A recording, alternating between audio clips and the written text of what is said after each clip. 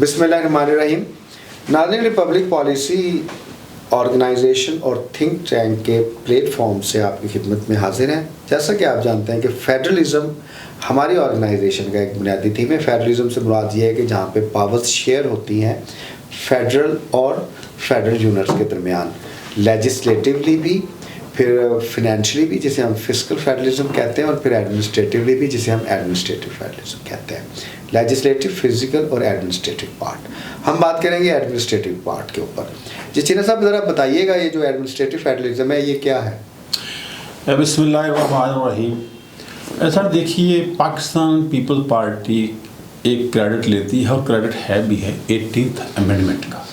18th amendment में जो theme थी मेन वो ये था कि जो पावर शेयरिंग है वो हो, और बहुत सारे जो सब्जेक्ट्स हैं वो सूबों के पास चले गए जिनकी हमेशा से डिमांड रही है। और बल्कि 18th अमेंडमेंट को अगर अल्फाज के हेरा फेरी से निकलें तो मैं समझता हूँ कि कायदे आज़म मोहम्मद अली जनाब के जो इब्तदाई जो डिमांड्स थी वो भी शायद यही थी, और शेख मुजीबुर रहमान की डिमांड भी इससे हमेशा से यही रही है क्योंकि पाकिस्तान फेडरेशन था। तो फेडरेशन जो था पाकिस्तान, तो अब जो है इस वक्त भी जो है वो पाकिस्तान की जो एडमिनिस्ट्रेशन है वो बड़ी सिंपल सीधा सा काम लिखा हुआ है आइन के मुताबिक 240 है कि जो जितनी भी सरकारी पोस्टें हैं जो सूबों के मुतलका हैं वहाँ पे सूबाई अफसरान होंगे, और वो जो पॉलिटिकल एग्जेक्टिव है उस सूबे की उसके ताबे होंगे।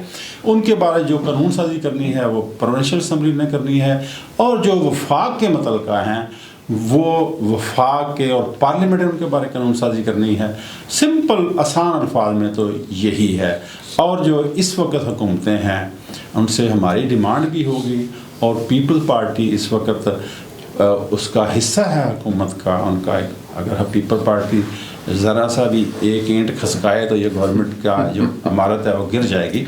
तो मुझे उम्मीद है कि पीपल पार्टी है उसको लेके आगे चलेगी। चले, अभी हम ये बात नहीं करते। नाज़रीन, अगर आपने एडमिनिस्ट्रेटिव फेडरलिज्म को समझना है तो सबसे पहले आप स्केड्यूल 4 पे जाएं कॉन्स्टिट्यूशन के। एक लिस्ट है, उसके 2 पार्ट्स हैं। फेडरल लेजिस्लेटिव लिस्ट पार्ट 1 जिसके 59 सब्जेक्ट्स हैं, और जो पार्ट 2 है CCI की उसके 18 सब्जेक्ट्स हैं।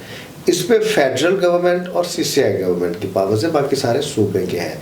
तो जहाँ पे लेजिस्लेशन प्रोविंशियल असम्बली और नेशनल असम्बली या पार्लियामेंट के दरमियान उसको स्पेसिफाई कर दिया है, ऐसे एग्जेक्टिव अथॉरिटी और ऐसे फाइनेंशियल अथॉरिटी को भी स्पेसिफाई कर दिया गया। मलिक साहब, आपसे क्वेश्चन ये है, जो आपकी ऑर्गेनाइजेशन है रिपब्लिक पॉलिसी फेडरलिज्म के ऊपर काम करती है, तो उसमें उनका बुनियादी नक्ता ये होता है कि चीफ सेक्रेटरी की अपॉइंटमेंट और IG की अपॉइंटमेंट अनकॉन्स्टिट्यूशनल है। इसके बारे में आप क्या कहेंगे? बिस्मिल्लाहिर्रहमानिर्रहीम, अल्लाहुम्मा सल्ली अला मुहम्मद व आले मुहम्मद। देखिए, 18वीं तरमीम के बाद जिस तरह सूबाई खुद मुख्तारी दी गई आइन के तहत, लेकिन बदकिस्मती से अब उस पर with true letter and spirit उस पर अमल नहीं हो रहा। तो होना तो यही चाहिए कि ये सूबे अपनी अख्तियारात इस्तेमाल करें, लेकिन वफाक जो है वो उसमें मदाखलत करता है और कहते हैं कि जी चीफ सेक्रेटरी और IG की जो तैनाती है वो वफाक करेगी।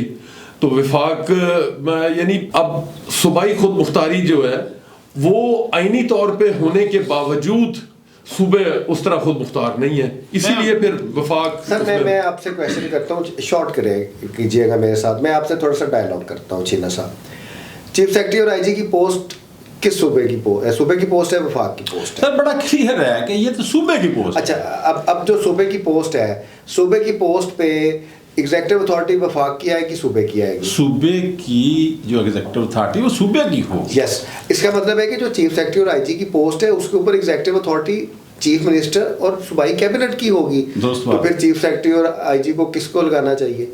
सूबाई गवर्नमेंट को।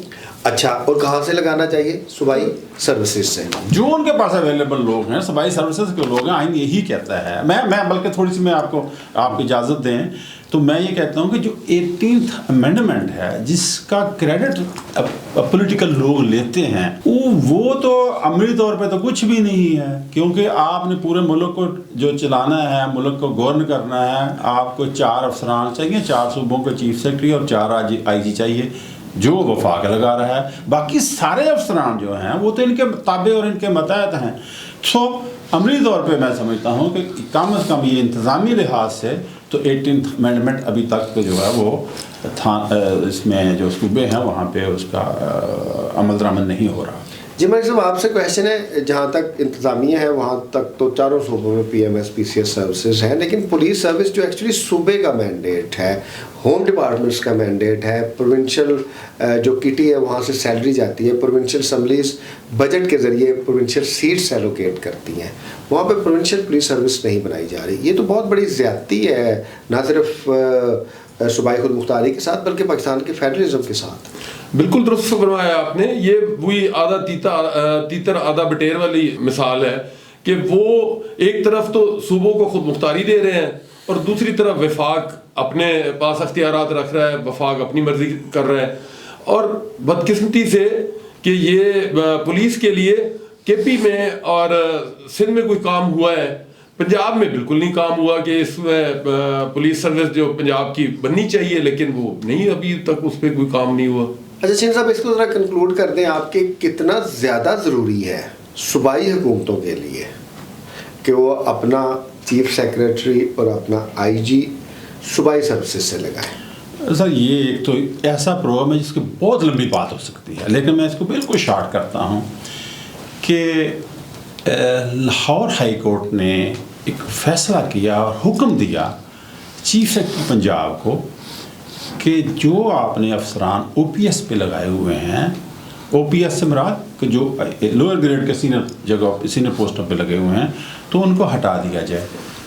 چیف سیکرٹری صاحب نے کمال کیا، انہوں نے گورنر کے کان میں پھونک ماری اور وہاں سے ایک آرڈیننس جاری کروا دیا، اور اسمبلی کا پاس کیا ہوا جو قانون تھا 1974 کا سول سرونٹ ایکٹ، اس میں جو پوسٹنگ والی دفعہ ہے اس میں ترمیم کر دی اور اس میں کہہ دیا کہ گورنمنٹ کو اختیار ہے وہ کسی افسر کو اس کے گریڈ میں یا اس سے بالا گریڈ میں لگا دیا پوسٹنگ. سو بجائے اس کے کہ اچھا یہ کہ مضحکہ خیز ہے کہ 4 مہینے گزر بھی گئے پھر بھی چل رہا ہے. اچھا وہ 4 مہینے اس بات کو گزر گئے ہیں اور ابھی تک وہ چل رہا ہے، اور انہوں نے چونکہ ترمیم کرا دی اور اب کسی کو خیال بھی نہیں آئے گا. اسی طرح انسپیکٹر جنرل پولیس نے ایک وہاں سے نوٹیفیکیشن جاری کروا کے ان کا گورنر کا تو پولیس آرڈر میں تبدیلی کروا دی جو اسمبلی کا پاس ہوا ہے. سو یہاں پہ جو ٹھیک کرنے کے بجائے چیزیں زیادہ خراب ہو رہی ہیں، اور صوبائی گورنمنٹ کا یہ ایک چیلنج ہوگا کہ جو نگران گورنمنٹ کے دوران غلط قوانین بنے ہیں تو ان کو ریکٹیفائی کرنا، ان کو صحیح کریں. دوسری بات جو آپ نے سوال آپ کا تھا وہ یہ ہے کہ آپ دیکھیے، فرض کریں ایک شخص چیف سیکرٹری لگا ہوا ہے، وہ اسلام آباد سے ہے، وہ صوبے کے چیف ایگزیکٹو جو چیف منسٹر ہے اس کا کہنا نہیں مانتا تو چیف منسٹر کچھ نہیں کر سکتا. اسی طرح آئی جی ہے، اب پالیسیز جو ہیں وہ پولیٹیکل ایگزیکٹو کی چلنی ہوتی ہیں تو وہ ان کو امپلیمنٹ کرنے کے لیے جو لوکل افسر ہیں، لوکل سے مراد جو صوبے کے ملازمین ہیں، انہی کو چیف سیکرٹری اور آئی جی لگنا چاہیے. جی ملک صاحب اس کو ذرا کنکلوڈ کیجیے گا اس پورے آرگومنٹ کو کہ آپ کیونکہ لیڈ کرتے ہیں، آپ کی جو آرگنائزیشن ہے ریپبلک پالیسی آرگنائزیشن اور جو تھنک ٹینک ہے، کیا وہ صوبائی گورنمنٹس کو اپنے ساتھ انگیج کرے گا اور جہاں جہاں پہ قانون، آئین اور ایڈمنسٹریٹو نارمز کی خلاف ورزی ہو رہی ہے تو ان کو باقاعدہ تحریری طور پہ وہ ساری چیزیں بتائے گا؟ جی بالکل درست فرمایا. ہم ریپبلک پالیسی ایک تھنک ٹینک ہے اور ہم ریفارمز پہ کام کرتے ہیں، تو جیسے جیسے کوئی چیز سامنے آئے گی تو ہم بالکل اس پہ آواز اٹھائیں گے، ہم تحریری طور پہ بھی آگاہ کریں گے اور اس پہ پروگرام بھی کریں گے. جی بہت شکریہ.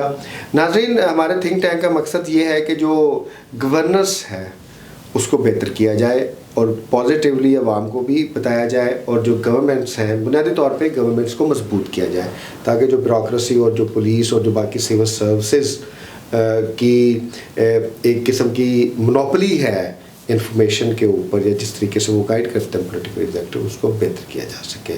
اگر آپ کو ہمارا چینل اچھا لگے اس کو ضرور سبسکرائب کیجیے گا. آپ کا بہت شکریہ. اللہ حافظ. اللہ حافظ.